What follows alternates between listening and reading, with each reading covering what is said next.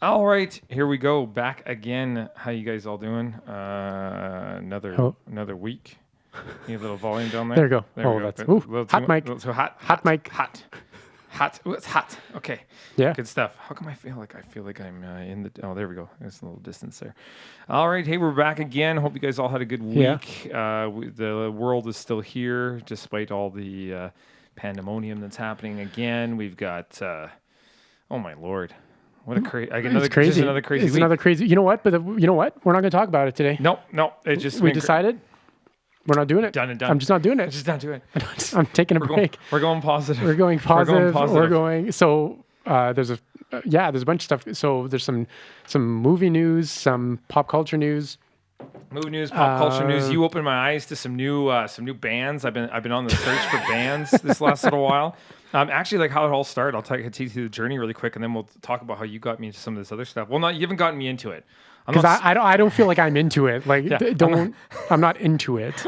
Not sold on it, but it's but different. It's there. It's there. different. Yeah, it's different and unique. It's very cool. Yeah. So a buddy of mine, he's going in for this video contest, and he's to write a parody music, but in a metal genre, right? Right. So he took some old country tunes, two country tunes, mixed them together, and then rewrote them as a metal track. And it's like sounding decent. Like he's sounds decent. I mean, it's okay. Like it's and he's pretty like he's learning all this stuff, and he's doing a great job with it, and like he's got a passion, he's got a project that he wants to do, and he's doing it. So it's awesome.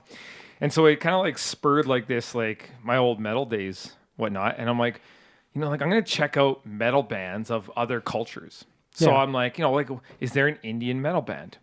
I'll be damned. Oh. There's an Indian metal band, and honestly, they're called Bloodywood. Go check them out. They're on iTunes, Facebook, YouTube.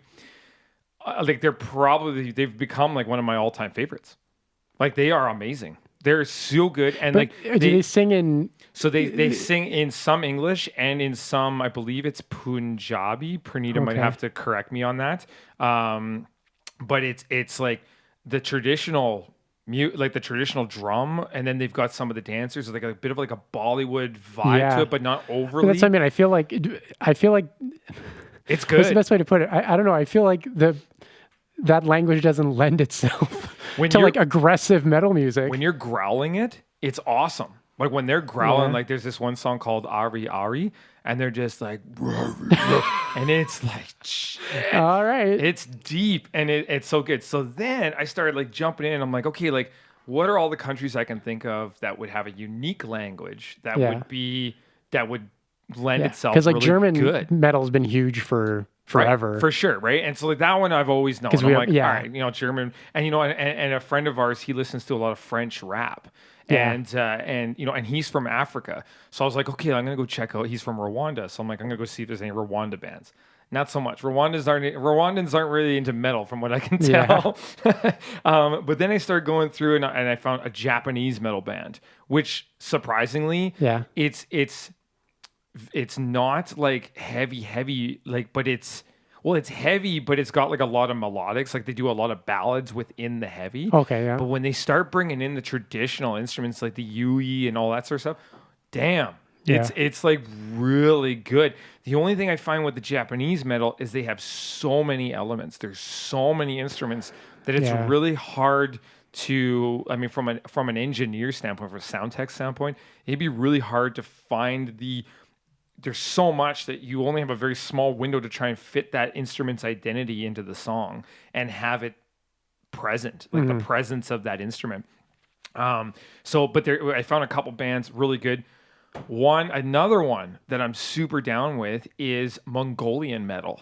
That makes sense. Yeah, and there's a band called the HU, and they're on iTunes as well. And like that Mongolian throat music, I can see that. But then they've got, I'm trying to remember what the name of the instrument is, but it's like a stand-up guitar and it has a horse head on the top, and they play that thing and they got a bow on it.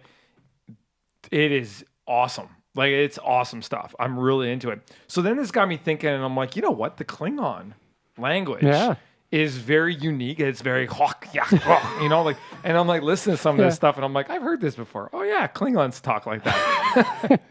No offense to those You languages. talk some Klingon? Let's talk a little Klingon. And so then that prompted me to call you and be like, "Yo, dude, like, do you know of any like Star Trek?" Of course, yes. Does Nick know He must know Star Trek. Nick knows his Star Trek, right?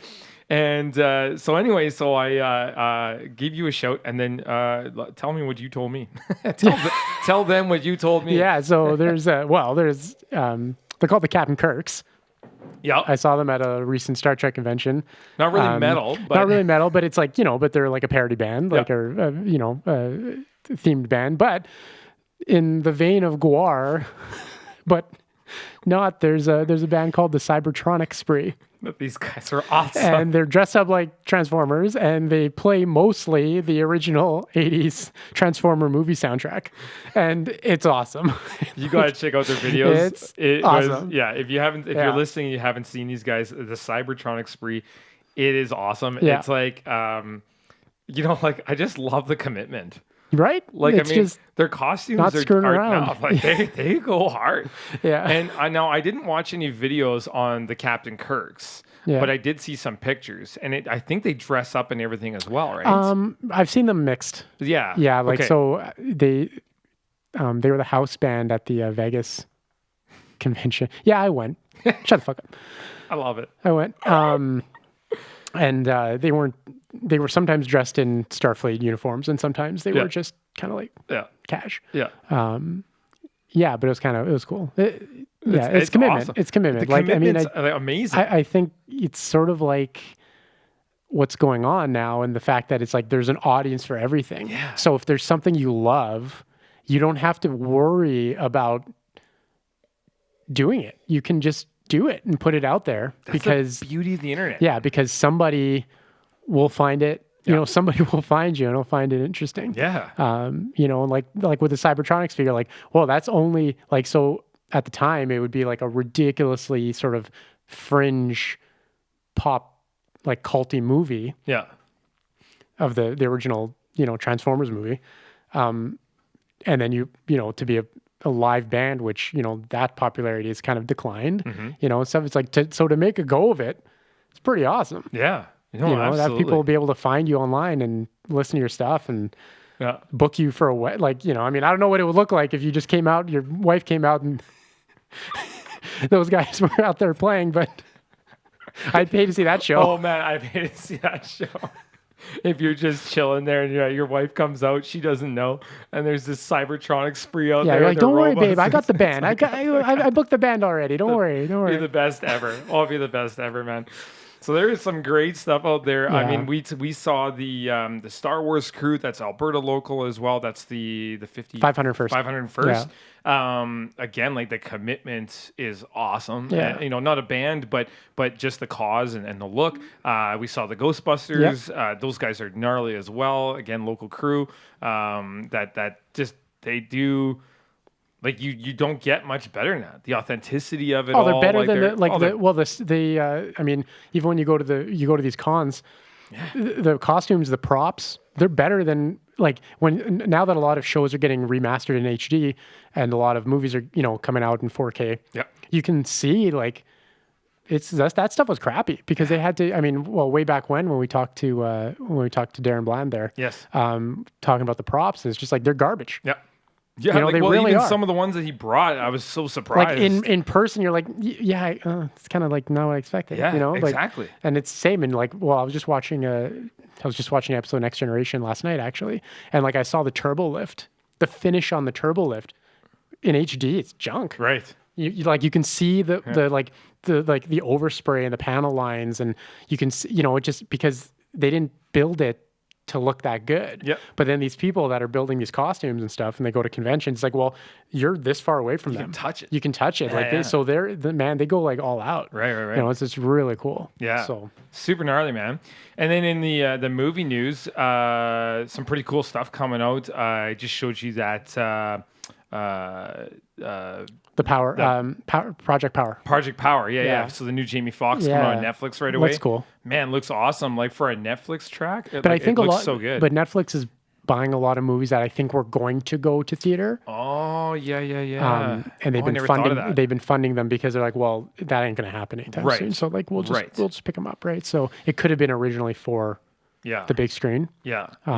But yeah, it looks really. And the whole movie world is really going to change and has changed just in this last little bit, just because of COVID and just how things are going to translate to. Like, I know Marvel's kind of like their whole schedule's been. Well, because if you got movies that are going to make $1 billion, you're not going to put them out to make half. Right. You're just not. Right. Like, because you've put the money in already. Yeah. Right. So like you have a $100 million movie or $200 million movie, you have a margin that you need. Yeah. And if it's not going to get it, why release it, right? I haven't really seen any discussion about them opening up filming now. I know that there's I saw one project that has started since, but now on set, like they've got these safety officers that are making sure COVID protocols made and stuff like that. So that's they've got some slow down processes. Yeah, there's some television shows back in production. Yeah. But it's a way smaller crew, right? So they're able to kind of like do what they need to do safety wise. Right. It's kind of interesting the wrestling, so the professional wrestling side. Yeah. The WWE and the AEW and those guys. Yeah. I mean, obviously, they're not touring, right? Like, and they're not filling up stadiums. Right. So they're doing their shows in studio. Right. Kind of like the UFC. Right. Exactly. Yeah, but they're doing it every week, right? Right. And I mean, they're already getting outbreaks with their talent because it doesn't matter what's in place. Like, you've got 200 people going to the same building every day. Somebody's going to, and if those people are going out and doing stuff. Yeah. And I mean, they're back. touching, I mean, like, you're wrestling, like, yeah, it's still a show. It's a performance. It's like the least. It's the least socially distant sport you can get. I mean, you can be more distant with basketball for crying out loud. Yeah, right. Right. So I mean, they're seeing it. So it's changed. And with the whole thing with hockey, like, other than the change rooms, theoretically, like, if you made everybody wear like full face mask, like the full glass mask, some hockey players wear them right now. Yeah. But if you did like the full face mask, theoretically, I mean, Really? hockey, they're so far apart. Like, the only What time are you talking about? They're like, well, it's not consistent though. Not like wrestling, and not like and not like basketball. And I mean, theoretically, even in football, if you're wearing the full here's the thing. Okay, let's And you're wearing gloves already and everything like let's that. scale it back for a second. Yeah. So up to now, in all professional sports, how often would you hear of a player not being able to play because they have the flu or a cold? Like, once in a while. You just jack up on Benadryl. Well, maybe, or like, go. no, what I mean, either they play sick, right? Or if they're really sick, they just swapped out. They get an alternate, right? Yeah. So if that's the case, I guess what I'm trying to say is, if it was naturally a breeding ground for the spread of infections and viruses and that, then when a player got the flu and was so sick, he got a gnarly flu that he can't play. Yeah. He's just got a fever 104 and he's bedridden. Yeah. Wouldn't the whole team get it then? And the question is, if they don't, then you kind of got to assume that COVID would also not really be that easily transmissible. Like, they go everywhere together. It's like, they're in change rooms, they're in buses. Everybody's different. It's all about immune system. It's all about your health. It's about, but we won't even go into that. But I'm just saying, like, but I mean, like, I got to feel like you're right in the sense that, like, those sports are maybe just, there's not a lot of possibility of spread. Right. Yeah. So. But, and I don't want to get into it. UFC. We watched UFC last Friday. Yeah. Last Saturday. Are we going to start doing Fight Companion podcasts? Yeah, no doubt, right? No, it was just what it was, the experience of watching. I'm going to be honest, I didn't like it. Not hearing the crowd, not hearing the cheer. But what it reminded me of, and a lot of people have talked about this before, is it's like watching a Mortal Kombat, where it's like, it's a secret thing and only like certain people are allowed in there, and they're doing this fight. It was it must be weird for the fighters. I mean, if it was any sport, it must be weird. Like, when they do the walk-in. I guess if you've watched The Ultimate Fighter, the that's show, right. That's what. Very so much that's like exactly that. what it reminded me of. It's not like there's like there's only 20, 30 people in the room. These guys are walking in. it was weird to see like the two commentators in separate boxes, in separate box windows, like they were miles away. And now I don't recall. I think Joe Rogan has said like he's not doing those until he can be there. Yeah, exactly, right. And he can be there because like Bisbing and I can't remember who the other commentator there was, but they were there, like they were in the room because one of the fighters kept on looking over at Bisbing going shh. And so I'm like, wonder why he's doing that. Even Bisbing's like, why is he doing that? and I'm like, I bet you'd be in the ring, and if like the commentator's like freaking out, like, oh, he just punched you in the face. That's what it is. You could probably hear that when you're cracking someone in the teeth, right? So it was like it would be weird. It would be annoying because you would be. And the celebration of your win would be nothing because you're just like, yeah, it's me. I think there'd be like your coach's corner. It would just feel, what I noticed, it just felt like a sparring session to me. Right. Like it lost the big fight feel. Yeah. Because they're sizing each other up, they're dancing. Yeah. And it's just like you hear like, oh, watch the left, oh, hook, do that. And you've got the coaches yelling, which normally is just drowned right out. And the announcers drowned right out, right? Yeah. But it's like, you're right. It's like to hear your own commentary about the fight that you're in, like live, like as if you could hear it right there, man, weird. Well, that would take you out of it. If it's a really good fight, like there was the Nunez fight and whatnot, normally my heart does go up a beat or two a minute watching it. This time I was like Purdue and I are just like didn't have it. Chilling on the couch and it just didn't have the oomph. I mean, it was great to see fights again. It was great to see skill and talent. It was interesting to be, you could just about hear every smack. Yeah. Every kick, every punch, you could just about hear that smack, right? Yeah. Every time. And so I thought that was really kind of unique. Like it was different. You could hear those corners yelling. So that was kind of unique and interesting. But yeah, just to finish off UFC, local boy, Tanner Bozer. He's fighting on the 25th, and he will be going to Fight Island, that's awesome for a local boy. He's going to be ripping to because I think they're doing it. Well, Fight Island is in Abu Dhabi, so they're ripping him to Abu Dhabi, and he's so. That's going to be an experience again for a local boy. That's, he has seen the big lights. He has been on the big stage. He was lucky enough to have a fight. I'm pretty sure he was lucky enough to have a fight before COVID hit that he could actually fight with a crowd. So it'll be interesting for him. So, like if he is listening, good luck, Tanner. And, he's taken that fight on short notice. And hopefully things work out for him. I'm going to be tuning in for that one just because, support local. I'm not a big fan of, I love UFC as the sport, but I'm not a big fan of the organization. I think they've got a couple little goofy little things and like their app is garbage and you kind of got to use it, but it is what it is. It's made strides though, like a lot, like everything's had to make strides because of the change in just their delivery platforms and what they can do. But the only sport going really, really. So I mean, it's like I don't even think they're doing tennis for crying out loud. Like I don't think they're doing anything. Yeah. Formula One. I watched the Formula One. Yeah, that's right. I watched the first two races. Yeah. They're doing it. Same thing. Like I just don't think they. You don't hear a crowd. You don't see an audience. No, there's no audience. But the thing is, just the operation. Like each team has got you need like 200 staff. Right. You need the cars to be shipped. Yeah. You need the parts to be shipped. You need the software engineers. Are they touring? Yeah. There's touring. Yeah. Yeah. I feel like that. Well, I guess they would have to because they need different tracks. Like right. They did a double header. Yeah. In at the Red Bull Ring in Austria. Oh, okay. So they spent a full week. They did 2 weekends in Austria. Right. Then they're going to go to the Hungaroring, the Hungarian Grand Prix this weekend.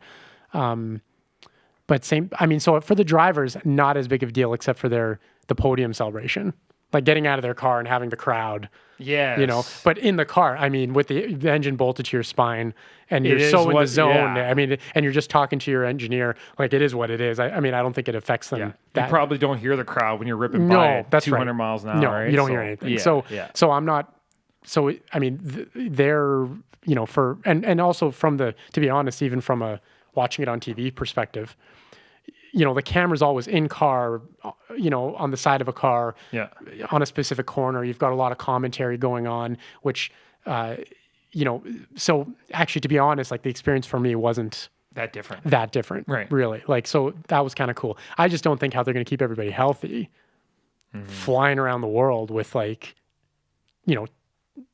all this shit, all 10 teams. Well, and their expenses are their expenses are still they're up. They're still the astronomical. same. Like, the expenses are still the same. They still got to broadcast. They still got to ship the cars, get the tracks, get the licenses and permits, and yet they miss out on those ticket sales. Those ticket sales ain't cheap. And those are for the track. Like, I mean, and the tracks. I mean, that's how they make their money, right? And are most of those not pay-per-view? I don't do NASCAR, so I don't know. Oh no, Formula One or Formula One. Sorry, Formula One. It's like a curse word. You have the Formula One app. Yeah. Same. Yeah. But in Canada it's on TSN. But is it pay-per-view on TSN? No. So they're not. So they're getting a it's a broadcast. Right, so I guess they get some sort of cut from the broadcast license, but. Other than that, it's a massive hit. Like, I know, like, Dana White, when he talked about the gate at UFC, like, he was super happy with the outcome of the event, but he's like, did we lose? I think he said like 32 million or something like that. I thought the gate. No, but I thought he said the gate was like such a tiny percentage of their. It is though. Their business. Like, I was doing the math on it, and I'm like, man, like the because even if you put 20,000 people at $200 a ticket, $4 mil. Yeah.